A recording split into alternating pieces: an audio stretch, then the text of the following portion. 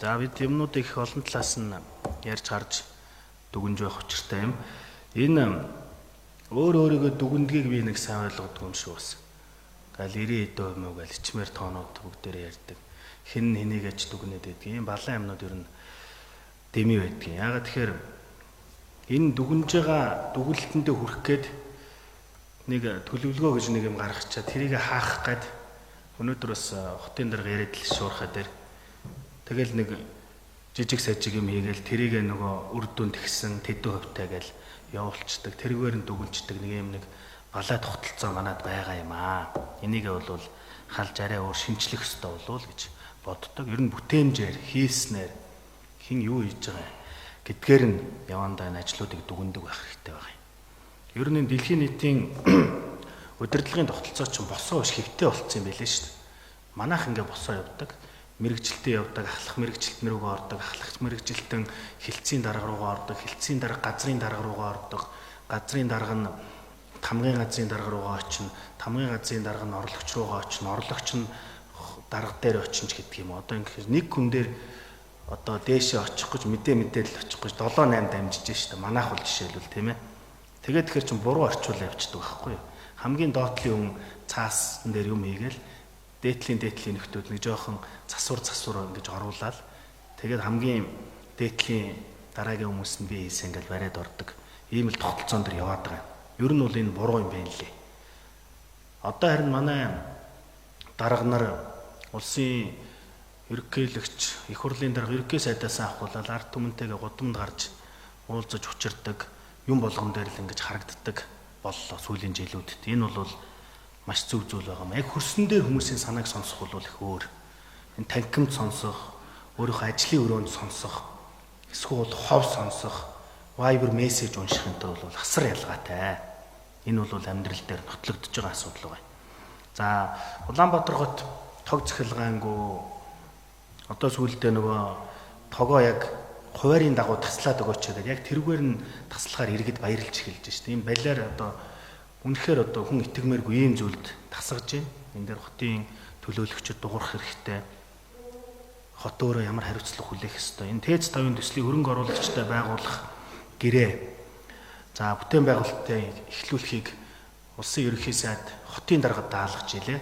За энэ бол маш нүдэ олсон үүрэг даалгавар болов уу гэж ингэж бодож байгаа. Энэ тэнд муулуулаад ч хамаагүй ажил хийж болдгийн жишээг харуулж байна. Нэг мэдгтэл нэг юм босчихсон. Нэг мэдгтэл одоо ажлын үр дүнгууд гарцсан явж байна. Хүмүүст энэ төр засгийн бодлого шийдвэрүүд таалагдахгүй байхаа нэг талаас аргагүй юм аа. Хүн хоёр хөлтэй гэж бодох юм бол нэг тал нь эдийн засаг санхүү мөнгө байх. Нөгөө тал нь магадгүй шудрах ёс. Ард түмэн тийм зүйл нэгж байна. Шудрах ёс нь биелээд ирэхээр нөгөө хүмүүс мөнгө төгрөггүй, эдийн засгийн эргэлтгүй, цусны эргэлт зогсчоор бухимдаад байгаа. Бүх юмд эднэр бол бухимдах эрхтэй. Иргэдэд буруу байхгүй. Иргэдийг ингэж амьдруулж байгаа одоо энэ төрийн зүтгэлтнүүд бид бүхэнтэй ч тодорхой хамааралтай ийм асуудлууд байгаа юм аа. Тэгэхээр энэ 5 жилийн төлөвлөгөө гэдэг бол ерөөсөө л яг үйл ажиллагааны төлөвлөгөө л байх хэрэгтэй. Төлөвлөгөөгөө биелүүлэхгүй одоо өөр зүйл хийж явсараа эсвэл төлөвлөгөөний дагуу биш аргалж явсараа л өнөөдөр энэ эрчим хүчний асуудал хүртэл ингээл дэлбэрж шít. Яг энэтэй адилхан бусад салбарууд дэлбэрэхэд бэлэн болсон. Эрүүл мэндийн салбар дэлбэрэхэд бэлэн болсон. 103 дуудаж өгье гэдэг өрөө хүртэл гаргачаа сууж шít энд. Өөрсдөд нь 103 дуудаж өгмөр болсон байлаа шít. Тэгэл нэг хідэн бухсан нөхдүүдийг одоо сольж холдог.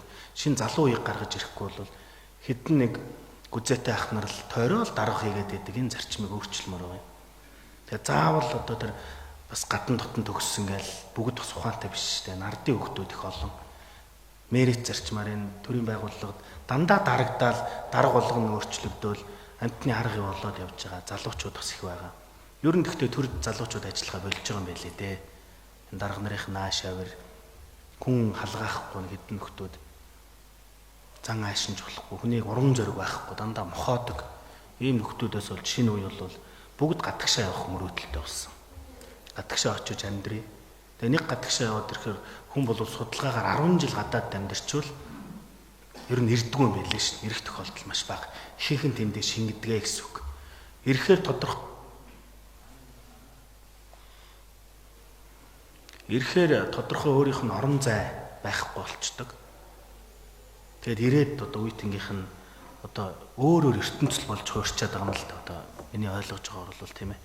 Нийгмийн ялгаа, амьдрах орчны ялгаа ингээд маш олон зүйлүүд байгаа юм. Сая энэ одон төлөөлөгч маш буруу юм ярьж штэ. Дахин төлөвлөлтийг зогсоо энэ төр гэдэг. Энэ хүмүүс чинь амьдрах орчноо сайжруулж сэтгэлгээ нь өөрчлөгдсөн штэ. Тэгэл ухаантай юм ярьцгаа асуух юм. Дид үтсийн асуудал гэдэг чинь өөрсдөө хотын асуудал байдаг штэ. Гэр орооллын дахин төлөвлөлт гэдэг чинь дид үтсийг хотоороо шийдчих хуйлтай юм байхгүй дээ. Үүрэгтэй. Тэрийгэ шийдээ гэхийн оронд энэ хүмүүсийг тэгээ яаж байгаа дандаа ингэж нэг намганда харанхууд гэр хороолт айцтай камергүй хүчирхийлэл дунд ингээд Монгол гэрт нь нүүрс төлүүлээд ингээд новшин амьдралаар нь амьдр гэж байгаа юм. Тэгэж болохгүй. Ийм хариуцлагагүй мэрж болохгүй ш. Иргэдийг сайхан орчинд амьдруулах бол төр засгийн үүрэг. Гэр оролт байгаа хүмүүс маань хаус хороолт болгоод амьдруул сайн байна. Орон сууцнд дулаахан байвал сайхан байна. Би 20 жил Монгол гэрт амьдэрсэн шүү гэр оролт. Гэр орооллын зовлон жаргалыг сайн мэднэ. Өвлийн үтэн шөнө орой настай хүн гарч бийцэх хүртэл хэцүү байдаг ш. Түлээ түлшиндээ авах, усанд очирлох. Энэ зовлон мэдэхгүй олон хүмүүс байгаа. Тэгэхээр энэ даван туулагч одоо энэ эдгээр хүмүүстэй ч хүртэл одоо бид нар сайн ажиллаж энэ хүмүүсийн зовлон жаргал ард иргэд дундаа орж ажиллалт тэр гудам хороолт энэ иргэдтэй уулзч учирж ингэж л явдаг баймаар байна. Тэгээ төлөөлөгч нар үгээ хэлдэг баймаар байна. Энэ иргэдийн үгийг одоо сайн олон нийтэд хэлж ойлгуулж тэрний араас хөөцөлдөг баймаар байна. Манай Чингэлтэй хэд нэгдэж нийлж байгаа л сэлбийг бид нар анх санаачилж явсан юм шүү дээ. Батцөмбөрл одоо гишүүн болсон. Энэ ариун туяа мөнхөт төлөөлөгч бид хэд. Тэгэл энэ ажил болоод явж шүү дээ. Бидний хийсэн ажил шүү дээ. Тэг ингэж араас нь ажил үр дүн болгож явнаа найзтай.